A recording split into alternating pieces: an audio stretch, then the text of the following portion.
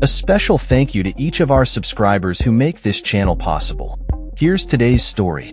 In a bold assertion at the Economic Club of Chicago, Donald Trump, the Republican presidential nominee, championed his long-standing argument that imposing significant tariffs on foreign goods could serve as an economic remedy for the United States.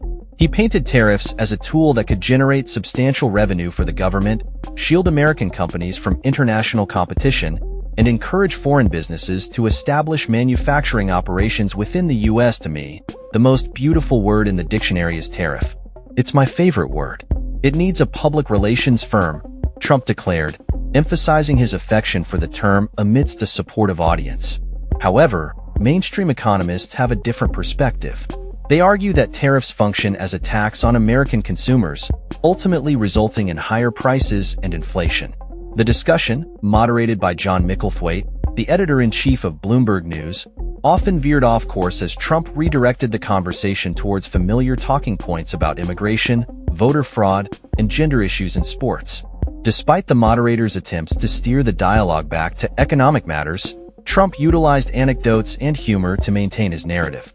He proposed a staggering 60% tariff on goods from China and suggested a 20% tariff on other imports, positioning tariffs as a leverage point in negotiations with foreign leaders.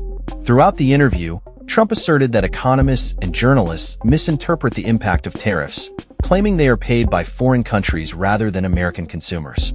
This assertion drew mixed reactions from the audience, who were largely supportive of Trump's rhetoric. At times, the atmosphere grew tense as Micklethwait challenged Trump's views on the economic implications of tariffs, warning that such policies could inflate prices and exacerbate the national deficit. Trump, however, remained unfazed, responding with familiar anecdotes and dismissing Micklethwait's concerns as misunderstandings. The former president also reiterated his controversial claims regarding the 2020 election, asserting that there had been a peaceful transfer of power, despite evidence to the contrary. He characterized the Republican Party as the party of common sense, advocating for strict border control, fair elections, and parental consent for transgender operations. Trump's remarks about the Biden administration's handling of foreign criminals further fueled the audience's enthusiasm, as he claimed that dangerous individuals had been released into the U.S. during Biden's tenure. While Trump typically avoids critical interviews, he appeared to relish this opportunity to engage with a mainstream media figure, even as he criticized Micklethwait for his interviewing style. The former president's supporters praised the interview, with some declaring it a significant moment in political discourse. As the dialogue unfolded, it became clear that Trump's views on tariffs and trade remain a central pillar of his campaign, despite the contentious nature of the topic.